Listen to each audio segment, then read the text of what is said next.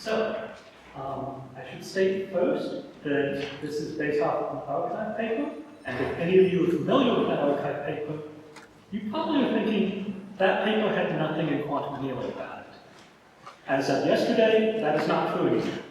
So some of the results I'm presenting here are updated to include quantum annealing. The paper has also included that as well. So, iterative algorithms in general, not just iterative quantum algorithms. What I would be referring to when I say an iterative algorithm is something that at each iteration of the algorithm has a reduction step. So it reduces down the size of the problem, so you start with something large, and you slowly, as you run this, get smaller and smaller. And these are common all over optimization problems. In fact, one of the most common optimization problem classes that utilizes this are Brady algorithms. So here, you would take some problem, and at each step, you're going to make the choice that is the greatest. It gets you the most possible out of it, and then reduce down your problem. So for instance, the classical change-making problem, you start with some amount that you want to make change out of, you pick your highest denomination, fit as many of that in as possible, go down to the next highest denomination, fit as many of those in as possible, and keep going down. Incidentally, for most currency systems that are in use, this greedy algorithm is optimal. It will give you the fewest points possible. And our goal in this work is to take this very powerful technique that is used, this iterative process, and basically inject quantum into it. So many of our quantum algorithms right now are just basic algorithms, a single step. Quantum annealing is you run for a certain amount of time, maybe you can do reverse annealing or something fancier. We want to start injecting more from classical algorithms into our quantum language. And additionally, we're starting to look a little bit more into this. Many of these greedy choices, they can be backtracked. You can do branch and bound with this. You can get a whole host of very powerful classical algorithms with this kind of iterative reduction step. And as I'm talking about these iterative quantum algorithms, I want to be clear, I do not mean variational algorithms. In quantum variational algorithms, we're also doing an iteration. We are trying to optimize some variational parameters, whether that's QAOA that I have up here, or a quantum machine learning problem.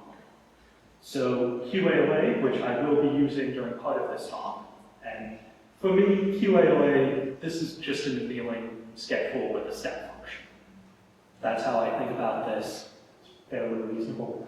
You just have some simple driver, say a transverse field, as I will along the numerics here.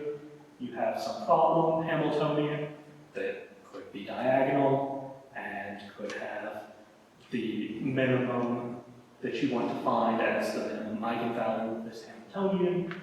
And then for QAOA, we set it up in this bang-bang form with variational parameters determining the lengths of each of those bangs. And for QAOA, you go back and forth, prepare some gammas and betas, figure out what is the cost function at that value, go back to the classical algorithm, have that update the gammas and betas, and just go back and forth, trying to minimize this energy as much as possible. Same task that you would want to do in quantum annealing, just you're doing some weird variational approaches. And like I said, this is a variational algorithm. It has a back and forth loop with the classical algorithm. We're adding another step on top of this, another iterative, go back to the classical computer, do some steps. And for much of this talk, I will be using QAOA as that sub-algorithm. Later on, like I said, I'll be using quantum annealing. They're interchangeable for the techniques that we're talking about here. And so when talking about iterative quantum algorithms, I really want to go back to the original work from Brady and some colleagues of his at IBM, where they first introduced this about 3 or 4 years ago. Recursive QAO was the original implementation of this. This was on max cut problems, which I'm sure people in this room are familiar with max cut, cubo formulations, icing problems. These are all the same things. You have some graph, and you want to color the nodes such that you have the maximum number of edges cut between nodes of different colors. And recursive QAOA is run QAOA on the max cut problem. The same kind of thing we would want to do to solve this, but instead of taking that result that you get at the end, you're going to measure all of the 2-qubit correlators corresponding to the edges in that graph. Then you pick the edge with the highest absolute value correlator, essentially the thing that we are most certain about coming out of QAOA. And then you freeze the nodes in that edge. So you can freeze them to be correlated or anti-correlated, depending on the value of that correlator that you got, whether it's positive or negative. And then that reduces down the size of your problem by 1 qubit. You now have a new problem, you run it again. Do the same algorithm over and over and over again until either this graph is completely colored, or it's a small enough problem you can solve it fairly trivially. One nice thing about this is that at every step it does maintain the problem. At every single step of this algorithm, you are still solving a max cut problem. You're still solving an icing problem. And this vastly, vastly improves on the performance of QAOA. The end result you get out of this usually is very close to the optimal bit string. And it is a classical bit string that you get out of a single one. So that was the original approach. There has been more in this. So mostly people have looked at max cut problems. One group from Amazon looked at maximum independent set as well with this. And we will be looking at maximum independent set, developing an algorithm. Our algorithm is slightly different from theirs, but our algorithm allows for some analytic proofs and some things that we can say definitively, comparing it to classical algorithms. So we're going to be expanding on that. This was a joint group from Brady, USA, and a little bit from NASA. And yeah, this is something that's gaining traction in gate-based quantum computing, and I think it should be gaining traction in quantum annealing as well, as a way of kind of boosting up the power of these algorithms. So, the bones of what an iterative quantum algorithm is, or an iterative algorithm at all. There are 3 steps that you're going to want to take. First, you prepare information about your system. In a classical algorithm, this could just be you count out a whole bunch of things. You find some list of classical information about your system. This could be a classical Monte Carlo algorithm, where you're sampling for a probability distribution and you get a whole bunch of samples. It could be preparing a quantum state. That's what we're going to be doing. Next, you want to select based off of that information that you have. So, like I said, in recursive QAOA, you're selecting based off of the correlators. You're finding the maximum 2-bit correlator. Maybe you're finding the maximum of something else. The maximum coin that you can fit into what you've got. Something like that. And you're just creating a ranked list of information. And then the last step, which many of these algorithms also combine with the selection rule, is actually doing the reduction, figuring out how we're going to eliminate some information. So, for instance, in recursive QAOA, that is setting one variable equal to plus or minus the other variable. I could be stupid and set it to the opposite of what it should be based on this correlator. There's nothing that says that I have to be sensible with all of these rules. But if you are sensible with them, you will find some uniqueness here and overcome some problems that we do struggle with in quantum computing. Notably, this method is an amazing way of handling constraints, which is very hard to do in quantum computing. So, the problem I'm going to look at is maximum independent set. This is very common in this conference because, well, maximum independent set works a lot on Rydberg systems. The basic idea is you have some graph, you want to find an independent set, meaning a set of nodes in that graph, such that none of them have an edge to one of the other nodes in the set. What is the maximum such independent set in terms of size? So we want to solve this in terms of the Hamiltonian. The problem Hamiltonian, there is a reward for every node in your set. You want this to be maximum size. And there is a penalty term or constraint based off of not wanting an edge between two things in your set. And this lambda is a penalty factor. We want this to be large, but if it's too large, the computation will become difficult.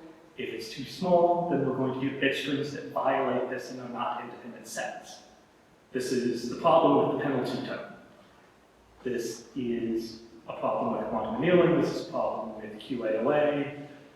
Any analog type algorithm, it's very hard to do a hard constraint. And so that's one of the big things that we're going to get out of this. So the classical Brady algorithm for maximum independent set, or at least one of them, is sometimes referred to as min. So you've got your graph here, you prepare the degrees of all of the nodes in this graph. Then you select the vertex with the lowest possible degree. If there's a tie, randomly pick whichever one you want, or pick the one that's earliest in the ordering, whatever. Add that vertex to your set and delete the vertex and all of its neighbors. You can delete all of its neighbors because if it's in the set, its neighbors cannot be. That is necessarily imposing a constraint. And then you just repeat that. So we have this graph, pick the lowest degree node, delete its neighbor, pick the next lowest node, delete its neighbors, and eventually we have something at the end.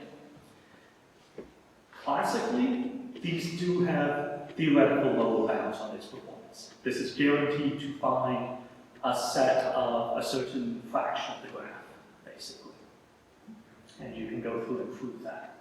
There's another version called max, that instead of picking the lowest degree node, picks the highest degree node, deletes it from the graph, and repeats until the graph is entirely disconnected. And that is your independent set at that point. So, remember these steps. We'll see them in a minute again. Namely, iterative quantum algorithms. Here are those same steps again, except instead of saying, prepare the degrees of all of the graph, we're going to prepare a QAOA state that minimizes our cost function. Or it could be a quantum annealing state, or it could be a quantum Monte Carlo state, it could be a simulated annealing state, it could be whatever you want here. Now select the vertex with the highest expectation value. Same thing that we were doing in recursive QAOA, except here we're just doing a single bit expectation value at every step. Add that to your set and delete its neighbors from the graph. Same thing that we did with classical min. And repeat this until you're done. And similarly to min and max, we can look at a max Q that deletes the highest expectation value node from your graph and call that good. And that works the same way as max, but with this quantum stuff in general. So at every step of this algorithm, we are basically asking the quantum computer, what piece of information are you most certain about? And then using that. So hopefully we'll still get some quantum advantage or something like that out of it. So our first thoughts were this is very similar to the classical min algorithm. Can we go through and say something analytic about it? Maybe take the same proof from the classical min algorithm, pull it over, find a lower bound for this algorithm. Oh, before I get to that, we can also do something uniquely quantum with this. So I talked about min and max. We define something called min-max Q here, where instead of looking at the highest expectation value or the lowest expectation value, we look at the highest absolute value. And then based off of whether that is positive or negative, we choose to do min Q or max Q. This is not easy to do with classical algorithms. You can do it with Monte Carlo, sure, but with the standard min and max, it's hard to determine what to choose, whether it's min or max at any given step. Here, we just have those expectation values, we can set and use them. So, getting back to the theoretical results. Also, any questions before I'm moving on? I've just done a setup here. You're about to get into what I actually did with all of this. Yeah? Is the quantum part of this, you know, if you're just choosing the maximum list of numbers, I guess I'm not seeing the hardness. Is there something especially combinatorially hard about these min-max functions? So the hard part is which one to pick. Okay. So the quantum algorithm, the thing that it's doing that's hard is essentially ranking all of these nodes for us. Okay, so it's not just a simple list of numbers that you have to sort. Yeah. Okay. Yeah. I mean, the numbers that you're getting out of your quantum computer, you don't know them a priori necessarily. Okay. Yeah. Anything else? Okay. So, the actual thing that we're looking at, the expectation value of all of our nodes, at least for single depth QAOA, it looks something like this. You apply CBang, or CBang, VBang, do your whatever node you're interested in, and apply some other things. So these are the things that we're actually ranking in the end.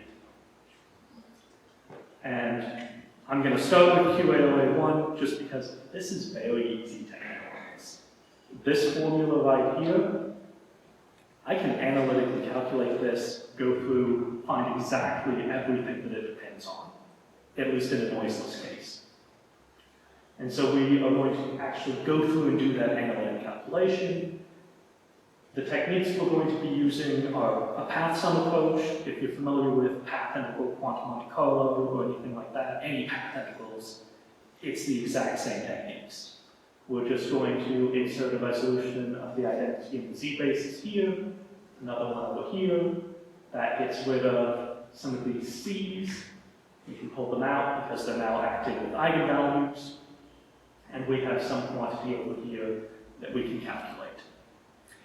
And it's fairly straightforward. We've got like a page or two of math actually calculating this out. It's just algebra basically, and some combinatorics. And you end up with this result in the end.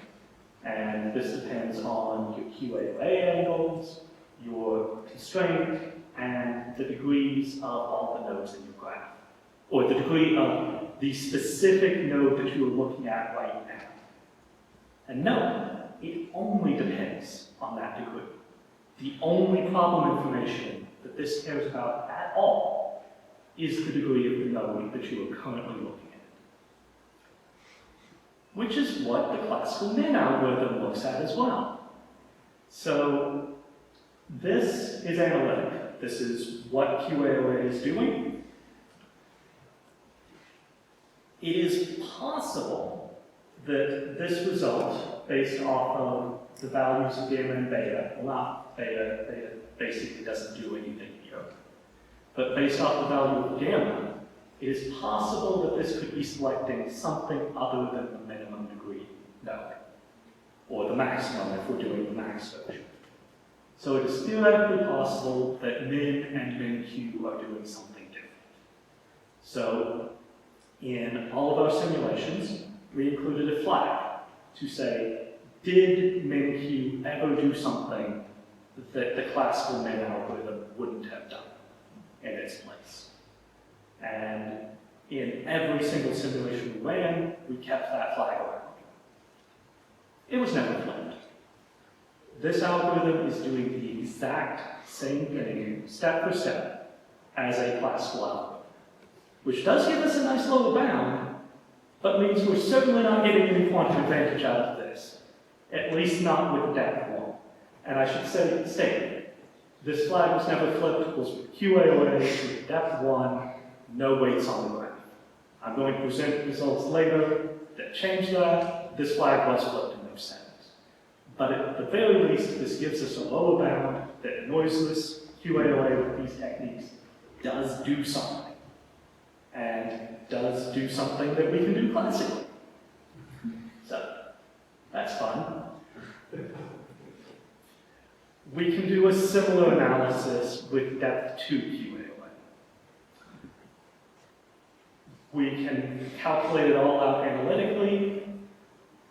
I cannot fit the results on this entire slide deck. The results are longer than our entire paper on this. However, we can tell some information out of it. Namely, with depth 1, it depended on the node itself and the degrees of the node, and all the nodes around it, but only how many nodes there were around it. Now it's going to depend on the connections of those nodes that are around it, and the connections between those nodes that are around it, all the way out to 2 steps away. And so this is considering strictly more information than p equals 1 was. And it's not theoretically guaranteed, certainly, but seemingly this means the higher depth quantum algorithm you do, maybe you're going to get something more than you were getting with that classical min algorithm. Maybe it will make smarter choices. We can't prove that, but I'm going to show some numerics soon that yes. Additionally, one thing that is very intriguing, so extrapolating from our analytics, if you go out to a depth p quantum algorithm, then you're considering all information around your node up to depth p minus 1 away from it. All graph information. And so seemingly, for instance, a random graph has diameter order log d, number of nodes in that graph. So seemingly, a log depth quantum algorithm could potentially, with this technique, look at all graph information and consider that when making its selection. Whether it's doing anything useful with all of that information is another question, and not something that we can answer easily. I don't expect that to be a question that we can answer, but that is something to consider. Additionally, with quantum annealing, a continuous version of this, without that bang-bang approach, it is harder to say some of these things, but you could make some arguments based off of like information propagation and all of that. There's a similar notion of the depth of quantum annealing that you can pull into this. It's not going to be quite as formal and quite as nice, but the end result is the same, basically. So here are the actual results. I've got 5 different models up here. There's the classical min and max in yellow and black. And then min q is up there at the very top. And then I've got max q and that min max q that I was describing earlier, abbreviated here as NMQ. And you can see the quantum version of any given algorithm is exceeding the classical version. And this is for depth 2 QAOA, I should know. So this is going slightly beyond, and we are getting an improvement over just the standard min algorithm. And it is possible to have classical algorithms that also go up to one more step away. There are classical greedy algorithms, but the further you go away, the harder is to get heuristics for what you should actually be doing that's greedy. The quantum algorithm is doing that for us. And that's really what the power is here. That the quantum algorithm is, for any depth we're looking at, is able to figure it out and give us some good heuristic for what should I be eliminating at every given point. There are other extensions to this, and I want to check my time. 10 minutes? Okay, I can go through all of this. So, of course, I've been talking about unweighted maximum independent set. We can add weights onto these as well. And the classical algorithms, there's a fairly standard way of doing this and extending them to weighted. The iterative quantum algorithms, this is the depth 1 QA result. The only difference is this was a 1 previously. So the weights are now coming in some non-trivial way. We can now no longer say analytically that this is just depending on the same information as the classical algorithm. In fact, this no longer has the same results as the classical algorithm. It's in fact slightly worse than the classical algorithm with depth 1 QAOA. I can look at it out here. So the black is that classical algorithm again. The blue is the depth 1 quantum algorithm, which statistically they're roughly the same. We can't really say much of anything, but just looking at this, yeah, it's slightly worse, unfortunately. However, once we go out to higher and higher depth, we do get consistent improvement with every single step. And we can look similarly at the weighted version, and all of these combined. Max is still doing poorly. Max, Min is doing slightly better. The quantum algorithms are all doing well. The min-max Q that I talked about previously in the unweighted case was doing the exact same thing as max Q. Now it's doing even better. After we published this, one of our group members actually pointed out that the performance of min-max Q probably depends quite heavily on the value of your constraint parameter. So we do need to go through and see increasing your or decreasing your constraint parameter, how that affects which of these is performing better or worse. But overall, quantum algorithms are still doing well here and are still improving on this. Additionally, we can look at alternate selection rules. So far I have been looking at selection rules that are natural to the problem. In MaxFAB, we looked at selection rules that were based off of the edges. In maximum independent set, we looked at selection rules that were based off of individual nodes. We don't have to follow the problem. In, for instance, maximum independent set, we could look at selection rules based off of the edges and do the exact same thing as we did in QAOA of fixing two things to be correlated or anti-correlated. And you can go through and see that for depth 1 QAOA, this just does the same thing. It depends on the degrees and how many triangles involve that edge. Some information.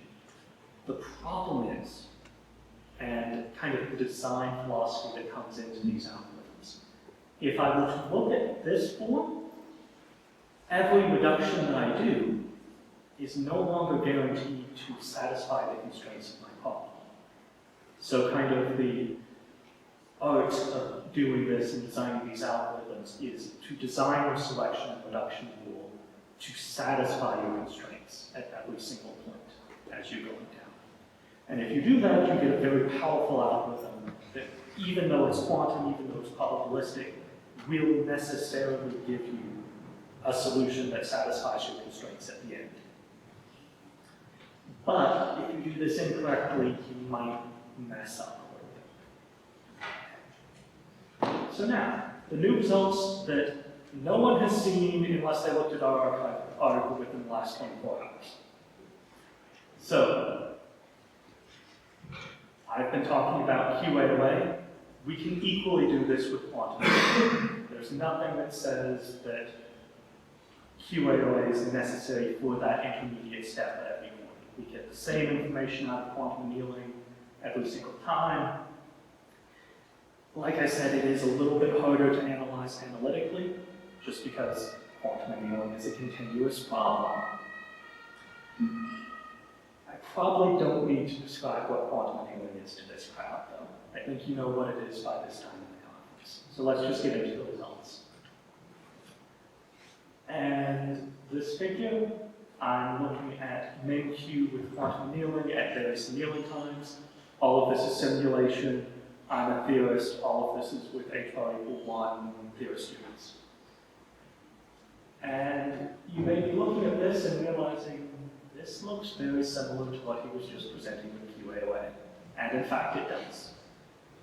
Quantum annealing behaves the exact same way that QAOA was behaving, just, tau equals 1 here is a little bit worse than classical min, and up to tau equals 4, that's about the same as what I was presenting earlier.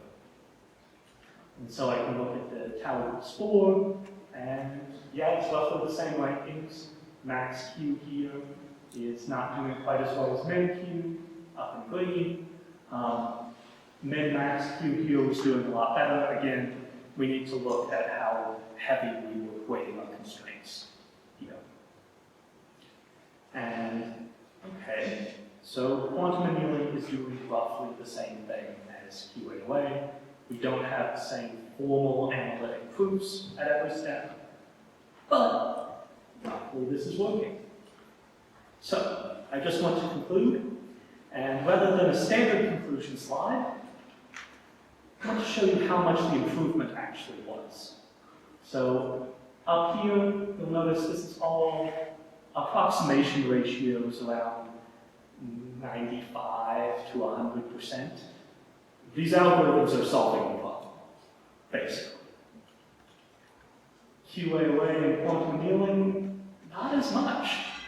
So depth of 1 QAOA, which is roughly equivalent to tau equals 2 runtime for quantum annealing, they were getting 0.6 of the optimal solution. Up to tau equals 4, it might have been up to 0.8. So this was a massive improvement. We were running very low-depth algorithms here, and even with those low-depth algorithms, we were still pulled all the way up to what the classical algorithms were doing. So that's just what I want to leave you with. I'm happy to answer any questions. Thank you.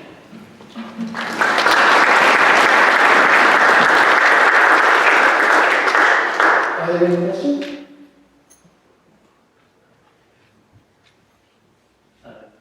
Going up for you. Oh, sorry. I was watching. Should I go first or next? Oh, yes.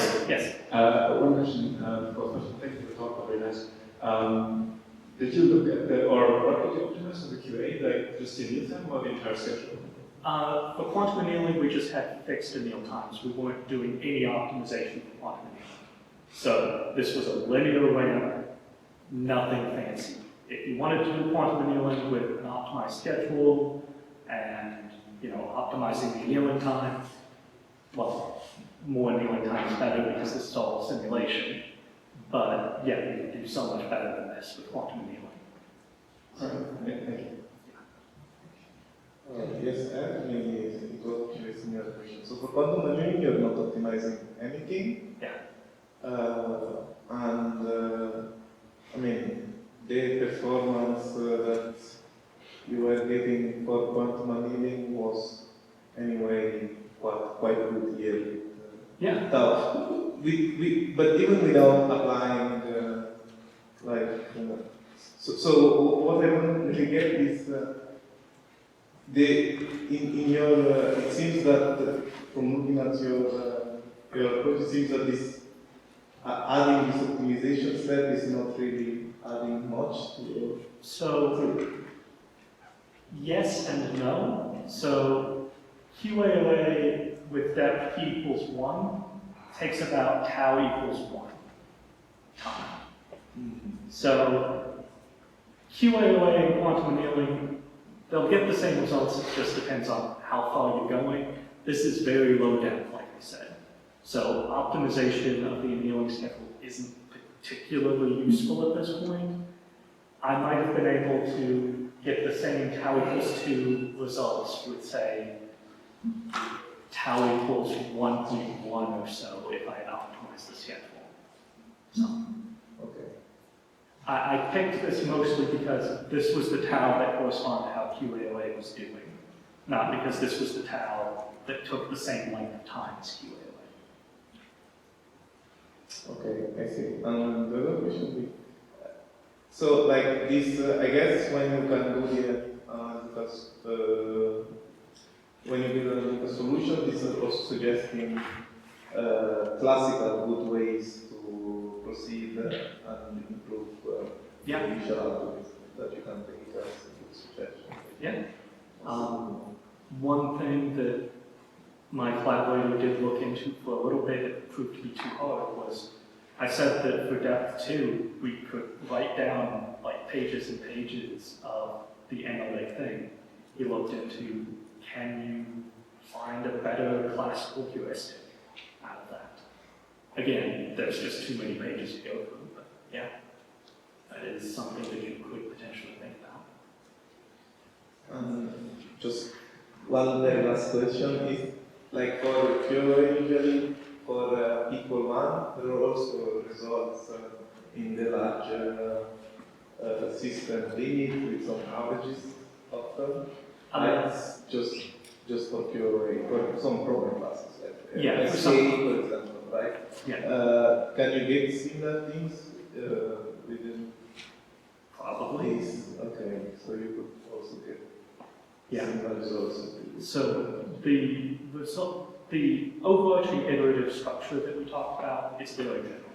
It can work with pretty much anything that you want. Okay. Okay, thank you. So I guess you know we're familiar with Ashley Montanoro's quantum version of the branch bound algorithm. So essentially, so one of those steps, because that's exactly one of these algorithms, and he's just quantized the search bit and said you can quadratic speed up on it in complexity theory terms, but I have no idea how you would actually implement that. But it was a way he got a speed up proof out of it, right? So I'm just wondering if you can lock any of that together in this setting, or whether the fact you've got an algorithm you can actually implement them makes it hard to prove something about. Keep an eye out. Okay. This is not our last paper on these algorithms. Yeah, nice talk, thank you. So the things you called your selection rule and reduction rule, in the case of max cut and maximum dependent set that you were talking about, seem pretty intuitive, I guess. Yeah. Is that a general thing? I mean, suppose I give you a spin fact or something. How do you pick a good selection rule and reduction rule? It is going to be more difficult the more complicated the problem is. So max cut, that's about as simple as a combinatorial optimization problem as you can get. Maximum independent set is one step above that. I'm not saying it's going to be easy, but this is something that you can do. If you have like k local Hamiltonians, there are ways to develop that kind of stuff. It's hard. We're working on that as well, but the more complicated the problem gets, the harder it will be to design those rules. It's not impossible, and we do think that this is something that can be done generally. Cool. Yes.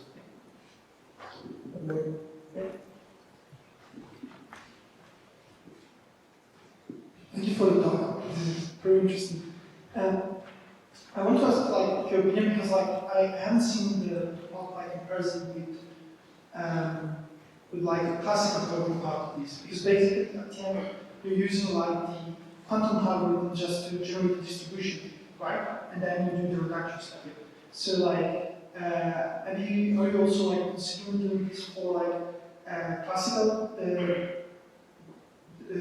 generated distributions, and what would you expect out of the comparison between should be like quantum and classical iterative algorithm? We're not planning to actually do that. In theory, yes, and in our paper we suggest easily you could do this with Monte Carlo algorithms. Anything that generates a distribution can be run through this kind of framework. Whether or not a Monte Carlo algorithm will improve on this, I don't know. And largely, everything we were doing here was simulations of the full quantum state. The expectation values we were getting were exact. You can do this with sampling. That adds some more complications. And if you're looking at a classical probability distribution, that's also going to be the case. We do think that this might be a little bit robust to noise and maybe low sampling limits, just because in any given problem, maybe the top 2 or 3 nodes that you could pick are probably good. So if it gives you the second best node to select down on, that's probably still going to result in a step that gives you something good, gives you a problem that is now smaller and is now easier to solve. So this is like state vector computation, so you're not actually sampling and computing Yes. the station value of the samples. Yes, you could do this with sampling, but the results I'm showing you now